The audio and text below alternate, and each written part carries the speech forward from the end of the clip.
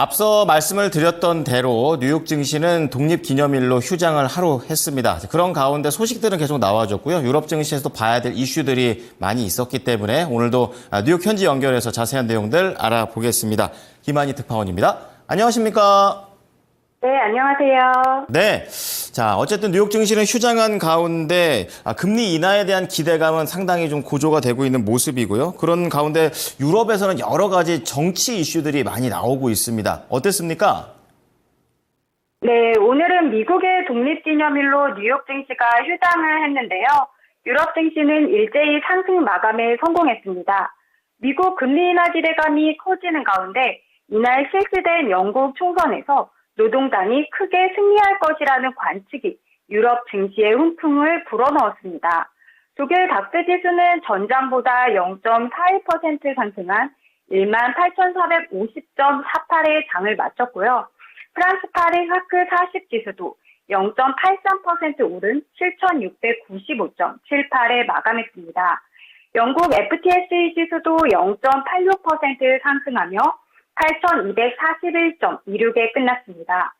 유럽 증시는 미국의 9월 금리 인하 기대감이 커진 가운데 각국의 총선 결과에 주목했는데요. 영국 조기 총선 결과 노동당이 보수당을 크게 이길 것으로 예측했습니다. 노동당의 성장 지향과 생산 중심의 의제에 시장은 기대를 거는 분위기인데요.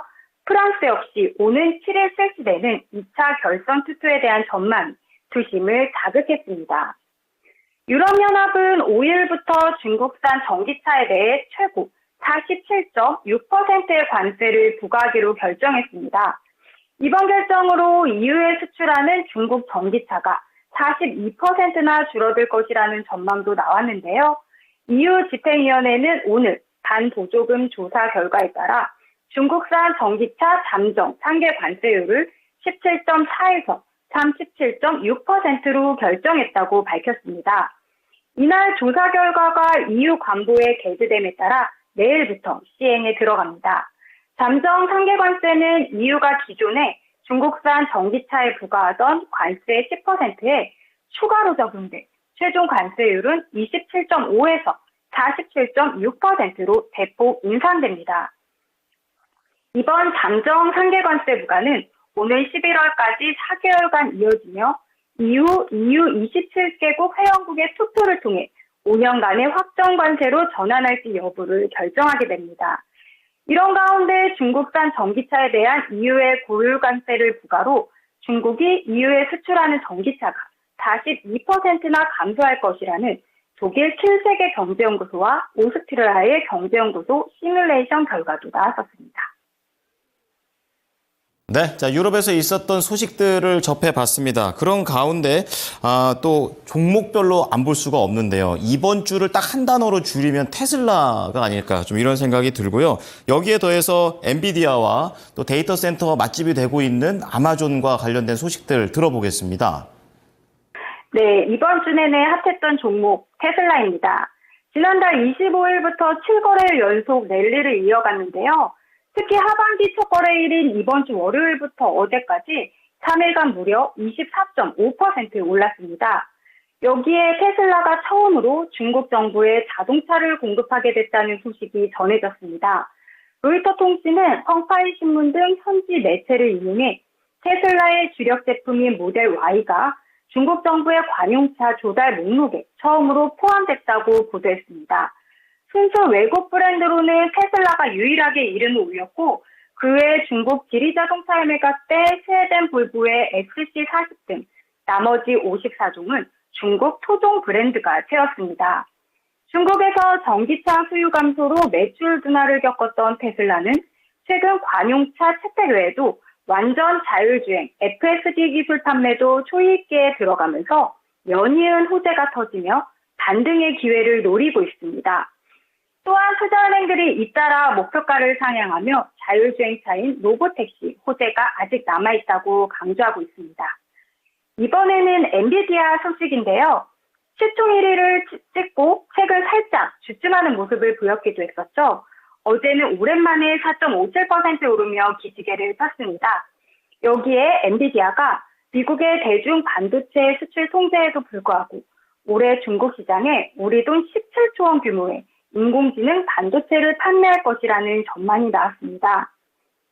미국이 첨단 기술 분야에서 중국 견제를 강화하고 있지만 엔비디아는 제재 우회로를 적극 모색해 주요 시장인 중국에서 매출을 꾸준히 만들어내는 모습인데요. 파이낸셜 타임스에 따르면 엔비디아는 미국의 대중 반도체 수출 통제를 회피하기 위해 설계한 AI칩 H20을 향후 수개월간 100만 개 이상 출하할 예정입니다.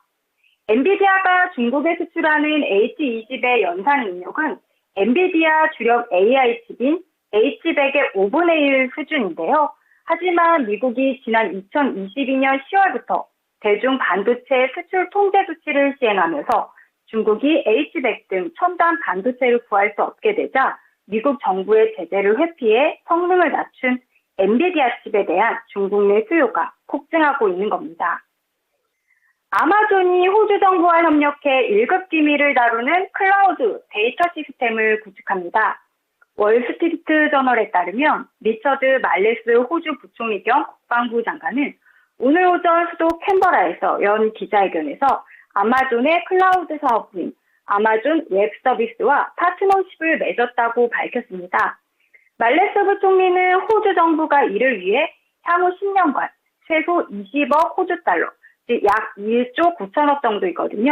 투자할 것이라고 말했는데요. 데이터 센터의 위치나 정보의 성격 등은 공개하지는 않았지만 호주 현지에 세계 관련 시설을 건설할 예정입니다.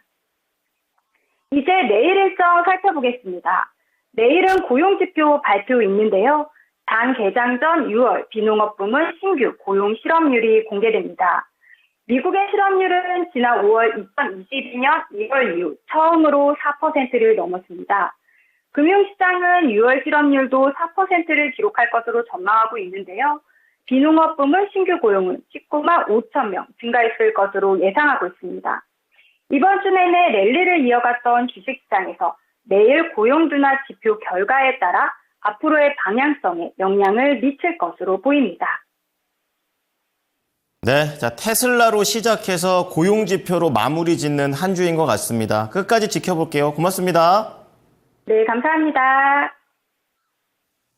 네, 지금까지 모닝인 뉴욕이었습니다.